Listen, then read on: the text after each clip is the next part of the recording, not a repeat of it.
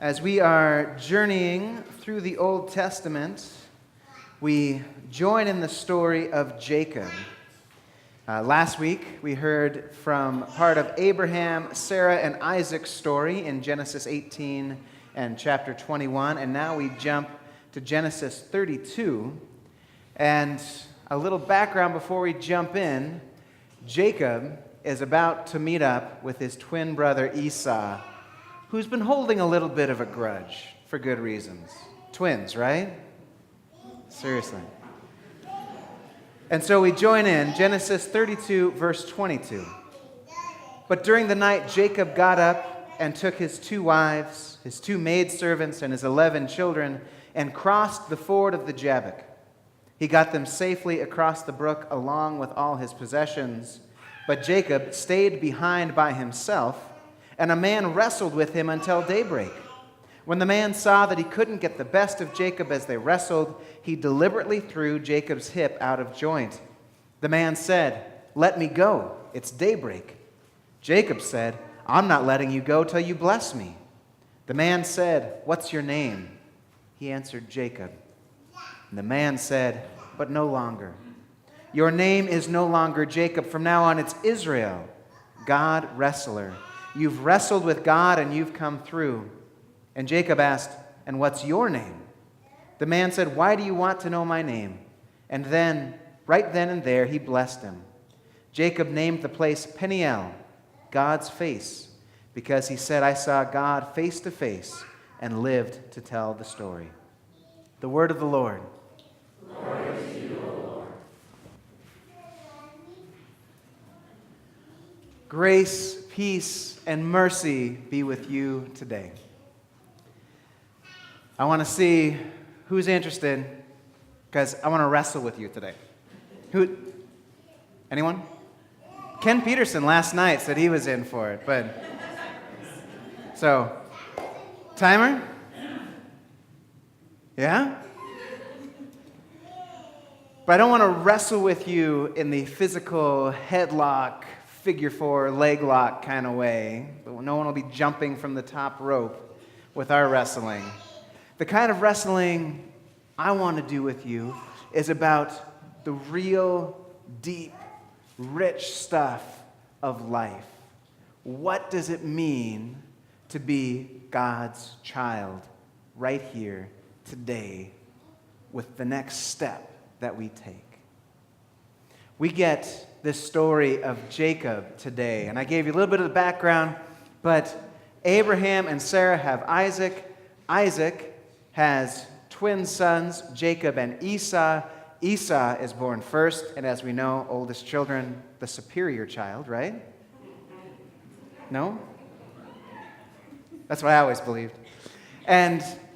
But just barely was he older. When Esau was born, he was a hairy child, and so they named him Esau, hairy child. Jacob was, as he was born, was clasping on to Esau's heel. And so he was named the one who clasps, or the one who grabs. And later in life, he gets known as the trickster, because he gets Esau's birthright and blessing through not exactly above-the-board means. Esau comes in from hunting, and he's starving, and he loses his birthright, or he trades it for a bowl of stew. Not a great trade. Not fantastic. And then, when it comes time for the blessing, what ought to be Esau's, with his mother helping him, Jacob dresses up in clothing so that he would feel and smell like his slightly older brother, and his father, Isaac, blesses him, even though he's not 100% certain that it's his oldest son. So, in a 1-2 punch, Esau has lost his birthright and his blessing, and he's not happy. In fact, he vows to kill his brother. Standard things that siblings do to each other, you know. And Jacob hightails it out of there. He runs, and he is away from home, And as he gets older, the promise is still with him that God would love him, that God would bless him. And he finds a wife and then another wife, and his fortunes increase. But now, when we join him in Genesis 32, the day of reckoning has come. Esau, with 400 men, and his whole family are coming toward Jacob, and Jacob is heading towards Esau. And we see a change in Jacob. Jacob is incredibly selfish for most of Jacob's story. And earlier in Genesis 32, knowing he's about to face his brother, he prays this prayer.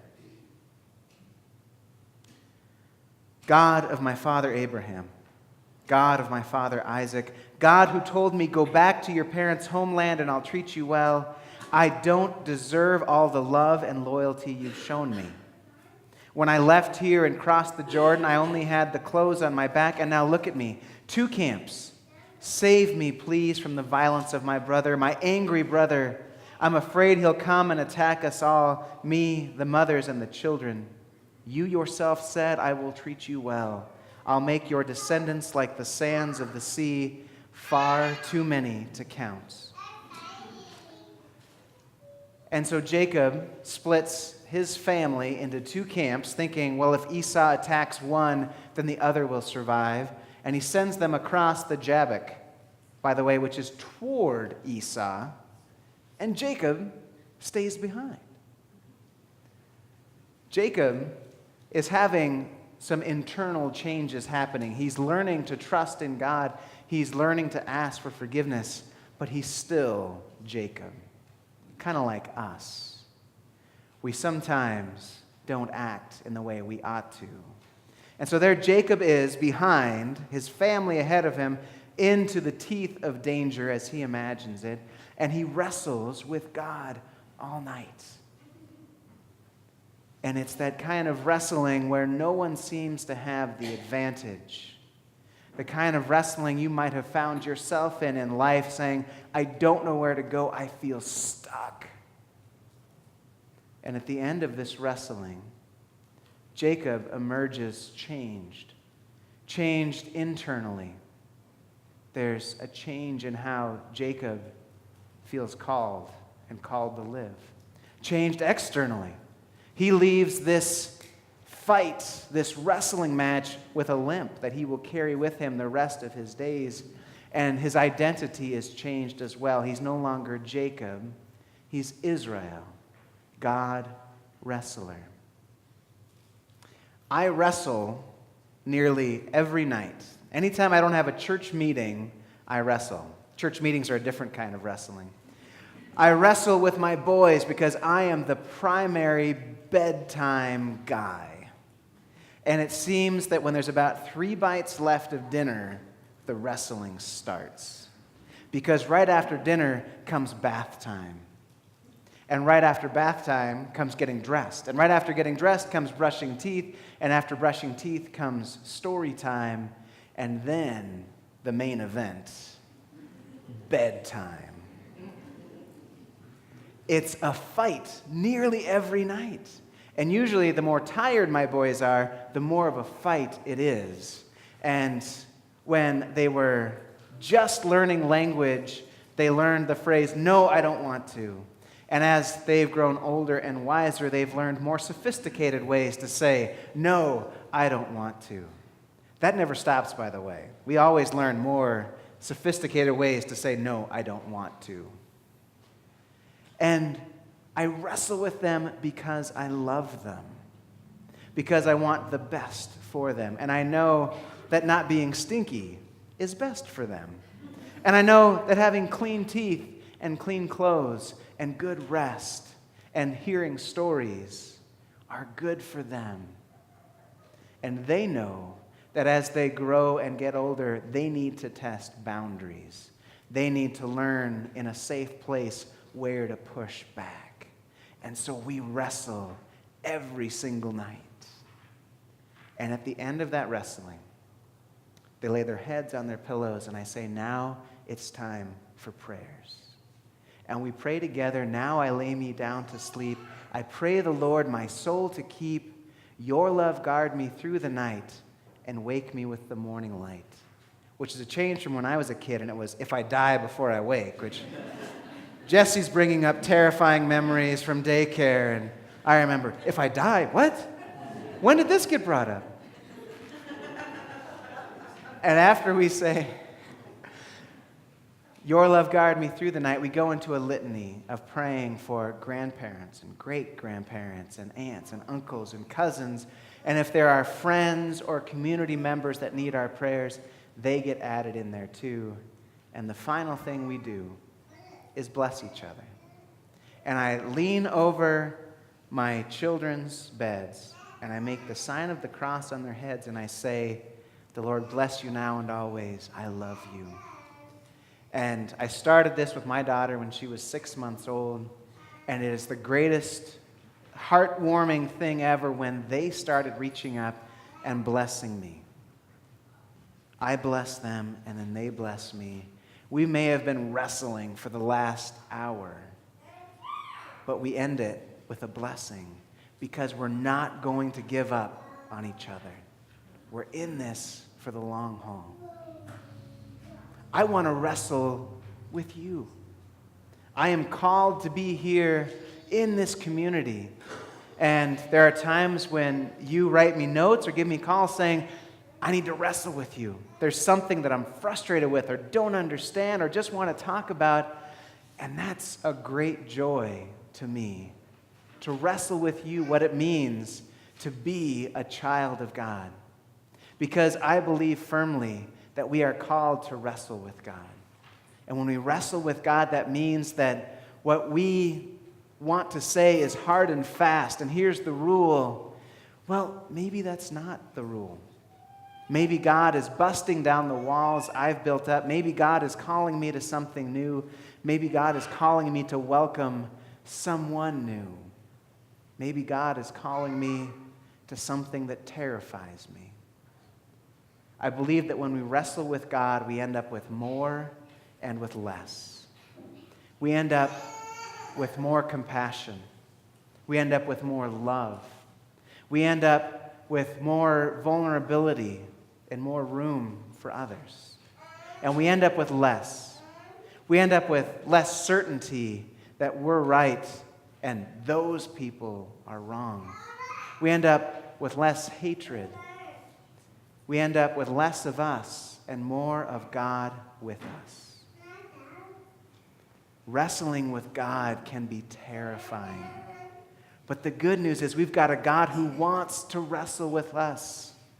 Who do you love enough to wrestle with? Your children, your spouse, your family, dear friends?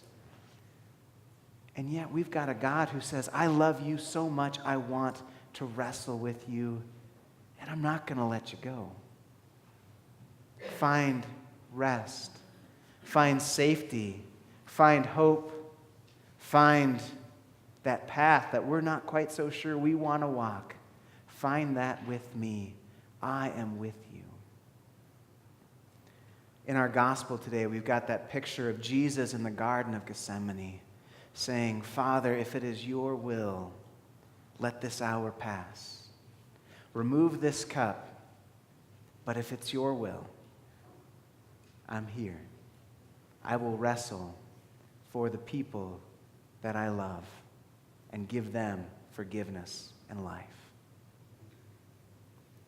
Lastly, I saw on Facebook a couple weeks ago, it was from an ELCA congregation, their signboard out front said, if your faith calls you to hate someone, you're doing it wrong.